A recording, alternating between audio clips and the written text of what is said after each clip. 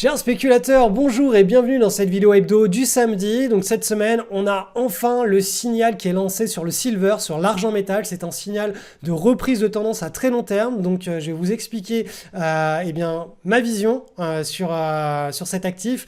Pourquoi je pense que personnellement, c'est un trade avec une vraie asymétrie positive, qu'on a un timing là qui se présente à nous et qui est quasi parfait, qui est un trade de type cas d'école, exactement comme ce qu'on a eu sur l'or. Les métaux précieux, de toute façon, on le vend en poupe et le silver était juste en retard comme il l'est toujours, mais on a un signal qui est extrêmement propre cette semaine. Puis bien entendu, je continue à faire le suivi des marchés, sachant que je pars aux Maldives pendant 2 semaines. La semaine prochaine, il n'y aura probablement pas de vidéo hebdo. Allez, c'est parti. Analyse du Bitcoin côté contre du dollar américain. On est toujours sur cette histoire de résistance historique, d'ATH, d'all-time high. Donc là, on a d'un point de vue chartiste un magnifique petit triangle en construction. Donc ça, c'est des petites figures de consolidation. Donc là, j'ai vraiment l'impression que ça va casser. Quand ça va casser, on va avoir une nouvelle jambe haussière, une nouvelle accélération. Comme je vous l'ai dit, l'idéal dans mon scénario, c'est qu'on casse pas vers le haut, mais vers le bas et qu'on assiste sur cette résistance majeure historique à une consolidation qui soit beaucoup plus longue dans le temps, beaucoup plus pérenne et qui pérennise tout simplement l'étendue et l'avancée du bull market dans lequel on est pour qu'on assiste à quelque chose qui dure plusieurs trimestres. On va voir ce qui se passe, mais là ça reste quand même extrêmement bullish. Là, ce qui est en train de se passer, c'est très très haussier, la pression acheteuse est très forte. Le Bitcoin n'arrive pas à corriger, quoi. Il y a vraiment trop, il y a trop de monde derrière, il y a trop d'acheteurs. Sur l'Ether, donc hop, où est-ce que tu es passé, petit Ethereum? Donc sur l'Ether, la logique est à peu près la même. On a la construction ici d'un petit triangle là qui est en train de se mettre en place. Donc on n'a toujours pas tutoyé les anciens plus hauts historiques, mais si le Bitcoin part en ligne droite, il y a fort à parier que la jambe haussière, elle se mette aussi en place sur l'Ether et qu'on casse en ligne droite les anciens plus hauts historiques. Donc affaire à suivre de mon point de vue. Pour le moment, sur les majors, le Bitcoin est vraiment le leader. Donc la semaine prochaine ou la semaine d'après, on devrait assister au dénouement de la situation. C'est vraiment des consolidations à très court terme. Là, on lui donne encore 1, 2, peut-être 3 semaines. Dans 3 semaines, on sera au bout de cette petite consolidation en forme de triangle. Donc on aura le dénouement. Est-ce qu'on part vers le bas? À ce moment-là, on a quelque chose de plus large dans le temps. Ou est-ce qu'on accélère et on part vers le haut? Et dans ce cas-là, on pourrait assister à une éventuelle nouvelle accélération du Bitcoin. C'est le momentum et les cassures de droite de tendance, donc des choses comme ça là, hop, qui nous donneront la fin, quand ça cassera, la fin du prochain mouvement. Mais au niveau des objectifs, je ne m'avancerai pas à ce point-là actuellement à dire si ça casse par le haut, on va là, on va là, on va là. Là, on est vraiment dans une logique moutonnière de psychologie des foules, donc ça va plutôt être du trend following et l'objectif sera fixé davantage quand on sortira que la tendance, la psychologie des foules calera. On va aller voir ce qui se passe sur le Ripple. Donc le Ripple, je vous rappelle, c'est cette opportunité, elle est en mensuel. Donc en mensuel, on est toujours sur cette énorme triangle chartiste à très long terme. On a la volatilité qui est extrêmement basse. On a ce pivot ici qui est parfaitement identifié. On en avait déjà un autre ici. Donc on a eu le breakout là. Là, on a un nouveau pivot qui est parfaitement identifié. Donc tout simplement, si ce pivot venait à casser, ça pourrait très probablement lancer la dynamique qui nous amènerait vers le haut du triangle et qui très probablement permettrait au Ripple de libérer tout son potentiel de hausse. Sur le Bitcoin Cash, en hebdomadaire, je vous rappelle que cette pattern qui était de mon point de vue un cas d'école a libéré un magnifique mouvement. Et puis tout simplement cette semaine, on consolide, mais la dynamique amènera très probablement le Bitcoin Cash au moins à tester cette zone des plus hauts historiques. Donc il y a encore, de mon point de vue, pas mal de potentiel de l'ordre de... C'est pas du tout le moment de prendre une position. C'était bien avant quand j'en parlais et que personne n'y croyait. Maintenant que le truc est parti, c'est pas du tout le moment de prendre une position. Cependant, le potentiel reste quand même... on va dire à court terme de l'ordre de 140%.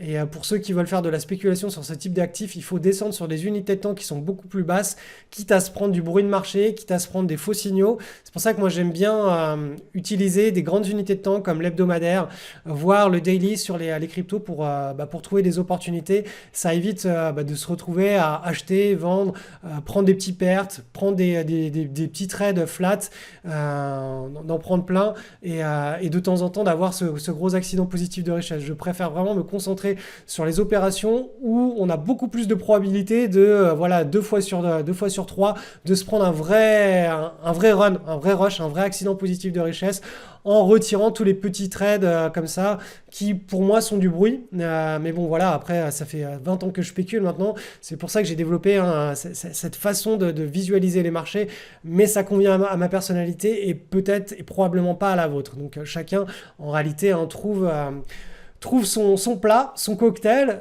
sa cuisine, sa recette, sa propre recette sur les marchés financiers. Il n'y a pas de bonne ou de mauvaise stratégie, il y a une stratégie qui est adaptée à notre personnalité.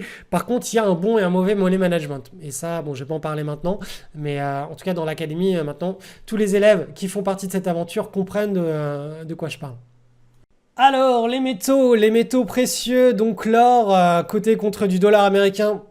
Nouvelle semaine d'accélération, c'est l'année de l'or, hein. De toute façon on l'a vu à partir du moment où on avait cette compression ultime là, dans une large base qui elle aussi était compressée, hein. On avait ces magnifiques là, fluctuations qui se réduisaient et à la fin tac tac tac tac tac, là ça c'est un effet, moi ce que j'appelle cocotte minute, boom breakout, ça veut dire que derrière on peut libérer une potentialité très très explosive et très directionnelle. Donc là on est en train d'assister à ce qu'on pourrait appeler un cas d'école, ça ce sera un graphique qui sera repris très probablement dans les livres d'analyse graphique des 5 ou 10 prochaines années. Donc là, une nouvelle semaine de hausse, on est très directionnel sur leur côté en dollars et sur leur côté en euros. Idem, on a eu une semaine de hausse qui était très significative avec plus 4,4% de hausse sur leur côté en euros. Donc là aussi un mouvement extrêmement directionnel, fort. Et vu l'impulsion que l'or est en train de prendre, il y a fort à parier qu'on soit lancé dans un bull market qui soit assez déraisonnable au cours des prochains trimestres. Donc affaire à suivre.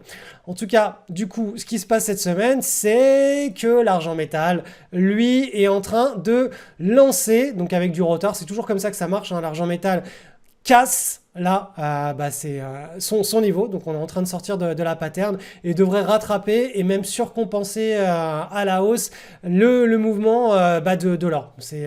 Historiquement c'est comme ça que l'argent métal se comporte. Il déclenche plus tard le mouvement, il va beaucoup plus rapidement, beaucoup plus loin, beaucoup plus haut que l'or, mais il corrige aussi beaucoup plus fort et beaucoup plus rapidement.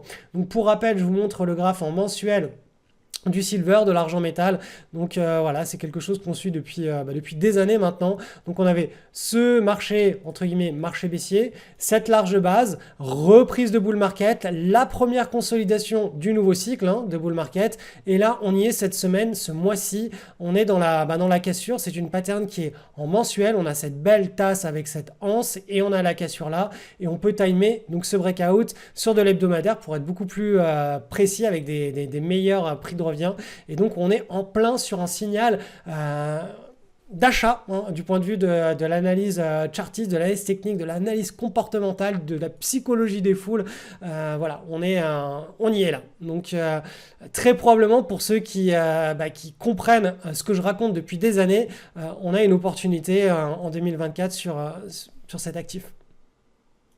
Analyse du SP500. Une petite semaine de correction, donc ça fait 1-2 semaines, voire 3 semaines qu'on est dans cette petite consolidation toute tranquille, toute légère, typique des séquences de bull market avec très très peu de volatilité. Et on évolue dans ce petit canal haussier en pointillé avec le momentum qui est vraiment parfaitement défini et respecté. Donc très probablement la semaine prochaine, on devrait là aussi assister à une nouvelle semaine de consolidation. Puis après, si la dynamique tient, on repartirait vers le haut de ce canal haussier en pointillé. Je vous rappelle que le premier objectif de la jambe haussière, il se situe autour des 600 sur le SPY qui est l'ETF du SP500. Cet objectif, c'est tout simplement en mensuel la séance de cette énorme bull market qui a débuté depuis la crise des subprimes. On a une très très belle consolidation de pratiquement 2 années. On l'a cassé, donc le premier objectif étant le report de la volatilité, la règle du balançoire dans la littérature chartiste. On répercute la hauteur de la correction au-dessus du pivot et on obtient le premier objectif. Donc on en est encore assez éloigné. Et puis je vous rappelle, les projections pour le bull market dans son entièreté, ça nous amène au courant de l'année 2026.